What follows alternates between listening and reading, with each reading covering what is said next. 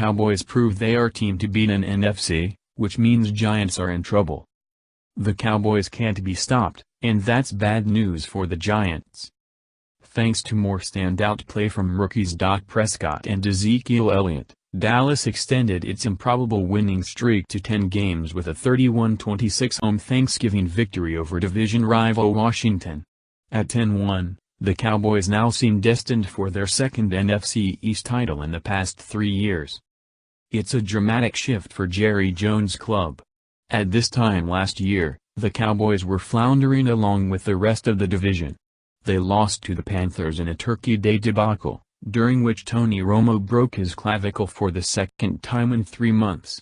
He went on to miss the remainder of the season.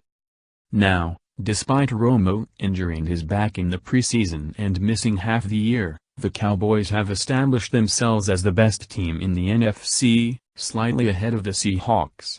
In the AFC, only the Patriots and Raiders can challenge Dallas for the title of best team in the league. Prescott, Romo's replacement, and Elliott have been the catalysts behind the resurgence. Prescott, a fourth-round pick out of Mississippi State who many thought would transition to the pro game, threw for 195 yards and a touchdown Thursday in his first Thanksgiving showdown. He also ran for a touchdown.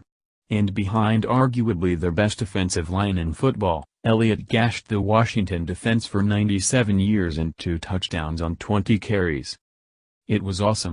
It was a great environment," Prescott said after the game. "Offense got going. Defense did what they had to do. Now I'm ready to get on the couch and get full." Washington QB Kirk Cousins did all he could, throwing for 449 yards and 3 touchdowns in the loss.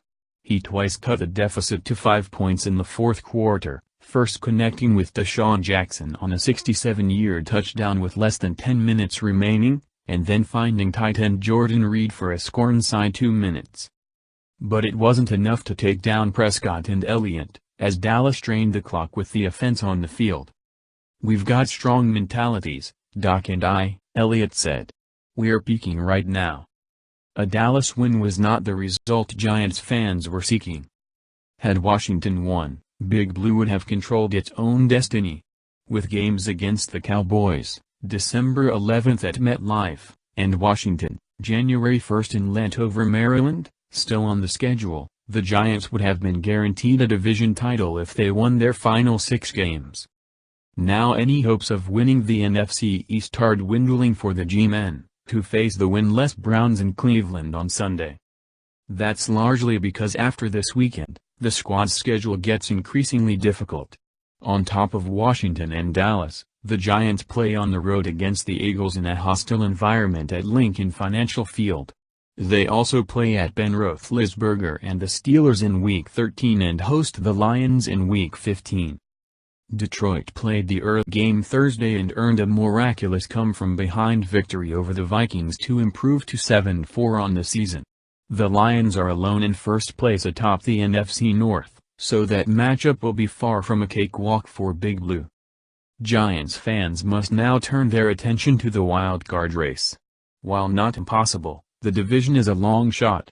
The Cowboys are showing no signs of slowing down, and some of the Giants' flaws, particularly the inconsistent and lackluster rushing attack, could be exploited against tougher competition over the final stretch of the season. So how is the wild card shaping up? At 7-3, the Giants are leading the race and currently hold the number 5 seed. Washington, 6-4-1, will provide the stiffest challenge over the final 6 weeks, and the contest in Week 17 should go a long way to determining who claims what spot in the NFC wildcard. Behind those two, the Vikings are 6-5. But after a tremendous start to the season, Sam Bradford, who was brought to Minnesota as the replacement for third-year man Teddy Bridgewater, is starting to regress back to his normal self. Bradford threw a devastating interception with less than 2 minutes remaining Thursday that set up Matt Breiter's game-winning field as time expired. The Vikings have lost 5 of their past 6 games, and it appears Bridgewater's catastrophic knee injury in the preseason will prevent them from making any noise in the postseason. The Bucs or Eagles are both 5-5, rounding out the NFC playoff picture. After being the butt of jokes all of last season, the NFC East is now the only division in the league without a team below .500. The turnaround has been startling. The same goes for the Cowboys, whose young studs are playing well enough to lead the franchise to their first divisional round playoff victory since 1995, when they won the Super Bowl. The Giants will have a tough time catching them. Injury report. Jason Pierre-Paul missed his second straight practice Thursday because of a sore knee. Ben McAdoo said Wednesday that the defensive end has some swelling in the joint, but Pierre-Paul made it clear last week he intends to play in every game, even if he misses practice. For the 2016 season to 17, I am going to be on the field no matter what, he said then. So you will probably hear that JPP is not going to practice, but I will be out there on Sunday. Of more concern is the offensive line. Guards Justin Pugh, knee, Marshall Newhouse, knee, and Brett Jones, calf, all didn't practice Thursday. Pugh, the Giants' starting left guard, sprained his knee in Week 9 against the Eagles and hasn't played since. Jones was Pugh's replacement, but he hurt his calf in a Monday night win over the Bengals 2 weeks ago. Newhouse, who started the season as Big Blue's starting right tackle, then filled in at left guard against the Bears. Now he's injured as well. The next man up would be Adam Geddes. He played 5 snaps in Sunday's win over the Bears after Newhouse went down. But he was limited on Thursday with a calf problem. Geddes wasn't on Wednesday's injury report.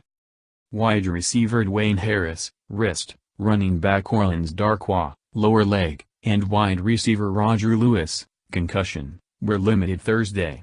Darkwa was not listed in Wednesday's injury report.